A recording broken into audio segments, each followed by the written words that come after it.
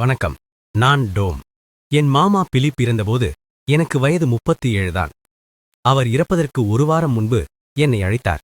உண்மையை சொன்னால் அவரை நான் இதற்கு முன் ஒருபோதும் பார்த்ததே இல்லை. அவர் என் அம்மாவை வெறுத்தார். ஆனால் ஏன் என்று எனக்கு தெரியாது. என் அம்மா பல ஆண்டுகளுக்கு முன்பே ஒரு விஷயத்தை என்னிடம் சொல்லியிருந்தார். உன் மாமா பிலிப்பிடமிருந்து எந்த சொத்தையும் எதிர்பார்க்காதே. அவர் ஒரு கண்டுபிடிப்பாளர், மேலும் மிகவும் திறமையான மெக்கானிக்கல் என்ஜினியர். டர்பைன் சக்கரங்களில் செய்த மேம்பாடுகளால் அவர் நிறைய பணம் சம்பாதித்தார். அவர் திருமணம் செய்யாதவர், தனியாகவே வாழ்ந்தார். சமையலையும் தானே செய்து கொண்டார். மேலும் அவருக்கு ஒரு விசித்திரமான பழக்கம் இருந்தது. அவர் அரிய இரத்தின கற்களை சேகரிப்பார், குறிப்பாக ரூபி கற்கள் மற்றும் முத்துக்கள். முதலாவது பணம் சம்பாதித்த நாளிலிருந்தே இந்த பழக்கம் அவருக்கு இருந்தது. அவர் அதிகம் பணக்காரராக ஆனபோது புதிய கல் வாங்க வேண்டிய ஆசை இன்னும் அதிகமாகியது. புதிய கல் வாங்கினால் ஒரு மாதம் முழுவதும் அதை தனது பாக்கெட்டில் வைத்துக் கொள்வார். சில நேரங்களில் அதை எடுத்து பார்த்து ரசிப்பார். பிறகு அதை பாதுகாப்பு பெட்டியில் சேர்த்து விடுவார். அவர் என்னை அழைத்தபோது நான் ஒரு சாதாரண கிளர்க், பணமில்லாத ஏழை. என் அம்மாவின் வார்த்தைகள் நினைவில் இருந்ததால் அவருடைய அழைத்து எனக்கு எந்த புதிய நம்பிக்கையையும் தரவில்லை. ஆனால் சென்று பார்க்கலாம் என்று நினைத்தேன். நீ என்னை வித்தியாசமான மனிதன் என்று நினைக்கிறாய் என்று நினைக்கிறேன். ஆனால் அதற்கான காரணத்தை நான் விளக்குகிறேன். நான் என் சொத்துக்களை ஒரு ஓய்வூதியமாக மாற்றிவிட்டேன். அதாவது என் வாழ்க்கையின் பாதியை மிகச் சிக்கனமாக வாழ்ந்தேன், மற்ற பாதியை எனக்கு பிடித்தபடி வித்தியாசமாக வாழ்வதற்காக. இப்போது நான் செய்த தவறுகளை உணர்கிறேன்.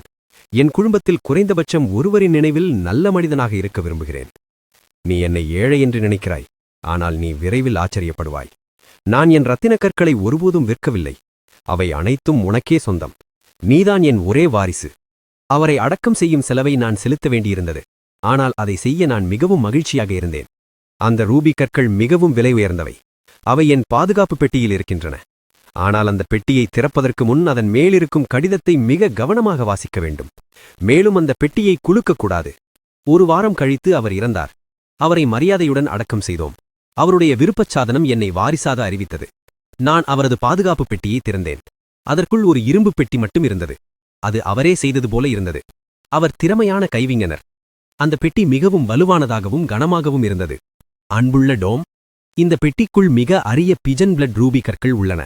பல வைரங்கள் உள்ளன. ஒரு நீல வைரம் கூட உள்ளது. நூற்றுக்கணக்கான முத்துக்கள் உள்ளன.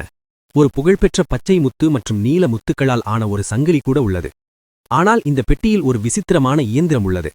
நீ இந்த பெட்டியை திறக்கும் தருணத்தில் அது டைனமைட்டை வெடிக்க செய்யும். சுமார் 10 அவுன்ஸ் டைனமைட். நீ என்னை நம்பவில்லை என்றால் பெட்டியை திற. அப்போது நீ உடனே சிதறி நொறுங்கிவிடுவாய்.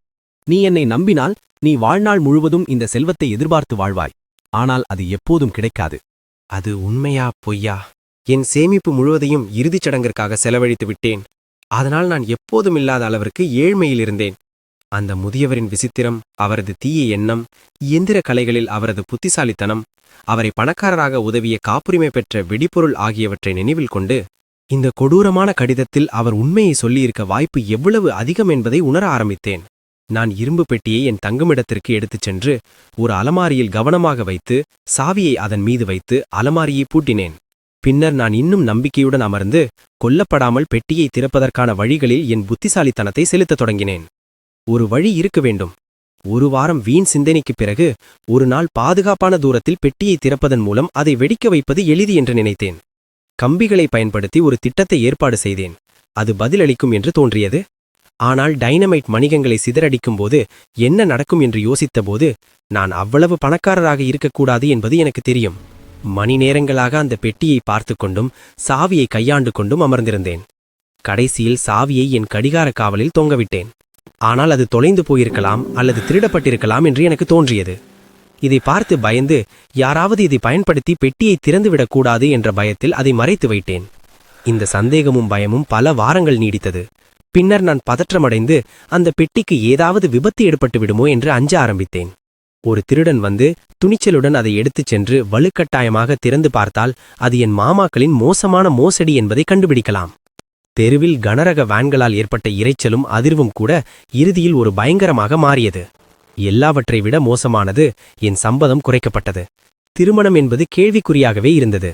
என் விரக்தியில் என் இக்கட்டான நிலை குறித்து பேராசிரியர் கிளிஞ்சிடம் ஆலோசனை கேட்டேன். பேராசிரியர் கிளிஞ்ச், நான் விரக்தியில் இருக்கிறேன்.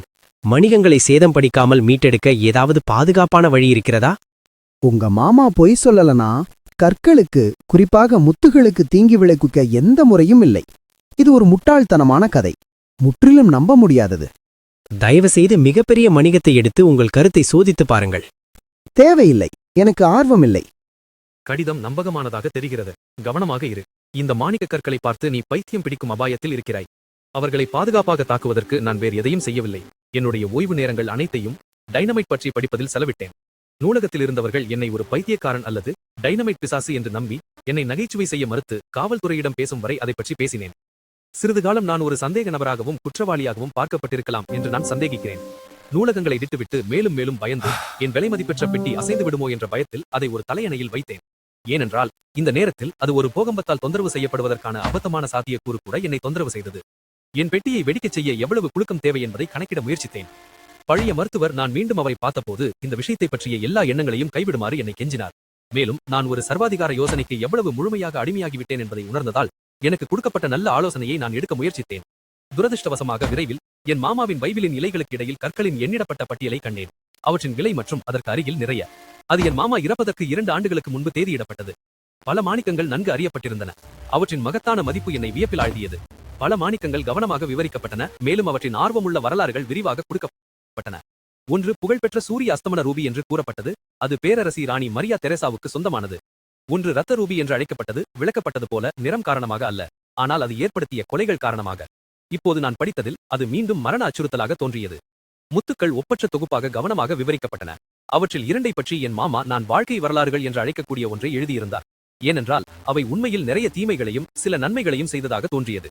ஒன்று, ஒரு கருப்பு முத்து ஒரு பழைய விற்பனை பட்டியலில் அவள் என்று குறிப்பிடப்பட்டிருந்தது. அது எனக்கு விசித்திரமாக தோன்றியது. அது பைத்தியக்காரணமாக இருந்தது. திடீர் மரணத்தின் பார்வையால் பாதுகாக்கப்பட்ட இங்கே பேராசை என் கனவுகளுக்கு அப்பாற்பட்ட செல்வம் இருந்தது. நான் ஒரு புத்திசாலி அல்லது வித்திச்சனமான மனிதன் அல்ல. ஒரு பதிவேற்றை எப்படி வைத்திருக்க வேண்டும் என்பதை தாண்டி எனக்கு எதுவும் தெரியாது. அதனால் நான் இருந்தேன். இந்த புதிரை எவ்வாறு தீர்ப்பது என்பதை பற்றிய எனது பல கருத்துக்கள் அபத்தமானவை என்பதில் சந்தேகமில்லை. கடைசியாக என் பிரச்சனைகளை என் தந்தையின் பாவ மன்னிப்பாளரிடம் கொண்டு சென்றேன். தந்தை மலோனி, நான் விழித்திருக்கும் ஒவ்வொரு தருணத்திலும் வேதனைப்படும் ஒரு இக்கட்டான சூழ்நிலையில் இருக்கிறேன். எனக்கு ஒரு மர்மமான பெட்டி இருக்கிறது. அதை திறக்க வேண்டும் என்ற எண்ணம் என்னை வேட்டையாடுகிறது. என் குழந்தாய், இந்த பெட்டியைப் பற்றி உனக்கு என்ன பிரச்சனை? இது ஒரு சோதனையா அல்லது சுமையா? ஒரு காலத்தில் அதை திறக்கும் அளவுக்கு துணிச்சலான ஒருவரை கண்டுபிடிக்க நினைத்தேன். ஆனால் இன்னொருவரின் உயிரை பணயம் வைக்கும் குற்ற உணர்வு என்னை தடுத்தது. நிச்சயமற்ற தன்மை என் ஆன்மாவில் வாட்டுகிறது. என் மகனே, பாண்டோராவின் பெட்டியை திறப்பது ஒரு ஆபத்தான முயற்சி. அதை அப்படியே விட்டுவிடுவது, அது சுமத்தும் சுமையை கைவிடுவது பற்றி நீ யோசித்தாயா? நான் மெலிந்து நோயுற்றவனாகிவிட்டேன் அப்பா. அந்த பெட்டி என்னை விழுங்கிவிடுகிறது. உயரத்திலிருந்து அதை கீழே போட நினைத்தேன். ஆனால் என் மாணிக்கங்களை இழந்து விடுவோமோ என்ற பயம் என்னை தடுத்தது. செல்வங்கள் இதயத்தை சிறைப்படுத்தும்போது அவை ஒரு சாபமாக மாறக்கூடும். ஆனால் மற்றவர்களுக்கு தீங்கு விளைவிப்பது தீர்வாகாது. யாருக்கும் ஆபத்தை விளைவிக்காமல் இந்த வெறியிலிருந்து உங்களை விடுவித்துக் கொள்ள ஒரு வழி இருக்கலாம்.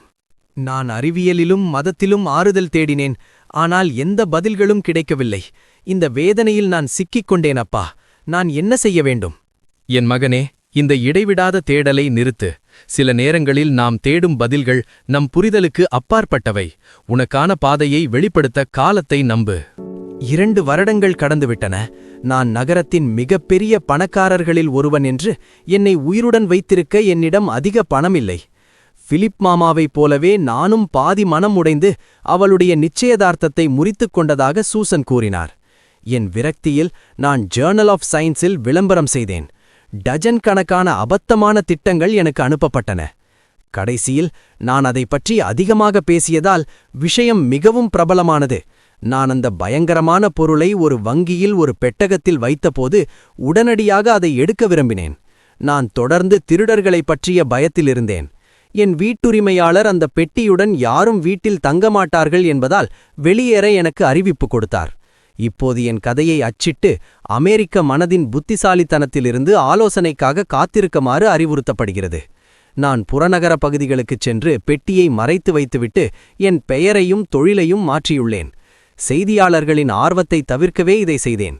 அரசாங்க அதிகாரிகள் எனது பரம்பரை சொத்து பற்றி கேள்விப்பட்டபோது அவர்கள் என் மாமாவின் சொத்துக்கு வாரிசு வரி வசூலிக்க நியாயமாக விரும்பினர் என்று நான் சொல்ல வேண்டும்.